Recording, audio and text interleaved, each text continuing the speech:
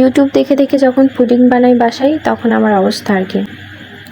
তো যাই হোক, পুডিংয়ের আগে আমি কখনোই বানাইনি, ফার্স্ট টাইম বানাচ্ছি। আসলে অনেকবার কেক বানানো হয়েছে, অন্য কিছু বানানো হচ্ছে ইউটিউব দেখে, কিন্তু কখনোই পুডিং বানানো হয় নাই। তো যাই হোক, হ্যালো এভরিওয়ান, আসসালামু আলাইকুম। সবাই কেমন আছেন? আশা করি সবাই খুব ভালো আছেন। তো এই তো আজকের ভিডিও থাম্বনেল দেখে অবশ্যই বুঝতে পারছেন আমি কি করতেছি আজকে। তো এই তো আজকে ভাবলাম একটু পুডিং বানাই ইউটিউব দেখে দেখে। আগে যেহেতু কখনোই বানানো হয় নাই, সেহেতু অভিজ্ঞতাও একটু কম, এই জন্য আর কি ইউটিউব দেখলাম। তো যাই হোক, আজকে একটা ডিমের পুডিং বানাবো আর কি। ফার্স্ট টাইম বেশি ডিম দিব না, একটা ডিমই বানাবো, নষ্ট হলে যেন একটাতেই হয়। এই জন্য আমি ফার্স্টে একটু আর কি ক্যারামেল বানিয়ে নিলাম চিনির। তো চিনির ক্যারামেল বানানোর জন্য আমি এখানে 3 চামচ চিনি আর সাথে 2 চামচ পানি দিয়ে ক্যারামেলটা বানিয়ে নিলাম। নিয়ে যে বাটিতে পুডিং বসাবো সেটার মধ্যে আর কি দিয়ে একটু চারিদিকে ঘুরাই দিলাম, নইলে শক্ত হয়ে গেলে ওইটা আর হয়ে যায়, জমাট বেঁধে গেলে এটা আর মানে চারিদিকে ছড়ানো যায় না। তো এদিকে বাটিতে আমি একটা ডিম ভেঙে নিলাম, সঙ্গে আরও 3 চামচ চিনি। কিন্তু আমার বাটিটা ছোটো হয়ে গেছে অনেক, এর জন্য মানে নাড়া অনেক কঠিন হচ্ছিল, এই জন্য আমি চেঞ্জ করে একটু বড় বাটি নিলাম।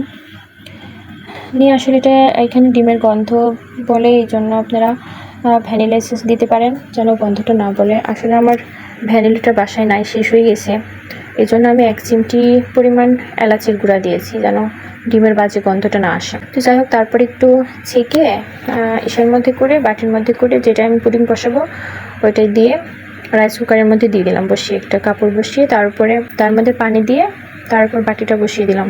দিয়ে উপরে একটা ঢাকনা দিয়ে দিতে হবে যেন পুডিংয়ের মধ্যে কোনো আলাদা পানি না যায়। তো আর কি এভাবে বসিয়ে দিলাম, দিয়ে ওদিকে আমি রাইস কুকারের জালটা দিয়ে দিচ্ছি। আর এদিকে আমার 1 কাপ পরিমাণ দুধ বেশি ছিল, মানে যে দুধ আমি জাল দিয়েছিলাম তার থেকে 1 কাপ বেশি ছিল। তার মধ্যে আমি কি করব, দুধটা তো আর আবার ফ্রিজে রাখা যাবে না, তো আরও 2 কাপ পানি দিয়ে একটু ভাবলাম দুধ চা বানিয়ে ফেলি।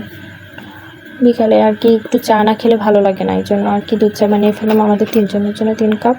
তো এই তো তারপরে আমার পুডিংটা দেখতেছি হয়েছে কিনা, একটা কাঠি দিয়ে একটু চেক করে নিলাম। তো চেক করে দেখলাম কাঠিটা ক্লিন আসছে, তার মানে পুডিংটা আমার হয়ে গেছে। তো এই তো পুডিংটা নামানোর পালা এখন। বাটিতে একটা প্লেটে পুডিংটা ঢেলে নিচ্ছি। আসলে পুডিংটা ফার্স্ট টাইম হিসাবে একদম খারাপ হয় নাই, দেখেন আপনারা তো দেখতে পাচ্ছেন, বেশ ভালোই হয়েছিল, খেতেও বেশ টেস্টি হয়েছিল, এবং আমার মেয়ে এটা খুব বেশি পছন্দ করছে আমাদের থেকে। আমি আর আমার হাজব্যান্ড একটু করে খাইছি, আর বাকিটা আমার মেয়েকে খাওয়াই দিচ্ছি। আসলে এটা পুডিং আসলে অনেক স্বাস্থ্যকর একটা খাবার, এই জন্য বাচ্চাদের জন্য এটা খুবই ভালো। আপনারাও চাইলে এভাবে ইউটিউব দেখে আমার মতো একটা ডিম দিয়ে পুডিং বানিয়ে ফেলতে পারেন। যাদের বাচ্চা আছে বাসায়, তারা অনেক সময় আছে আবদার করে বাচ্চারা, তখন একটা ডিম দিয়ে ঝটপট পুডিংটা বানিয়ে ফেলতে পারেন। এটা বানানো অনেক সহজ এবং অনেক অল্প সময় লাগে। তো যাই হোক, আজকের ভিডিও পর্যন্তই। সবাই ভালো থাকবেন, সুস্থ থাকবেন। ভিডিওটা ভালো লাগলে অবশ্যই ফলো করবেন পেজটা। আল্লাহ হাফেজ।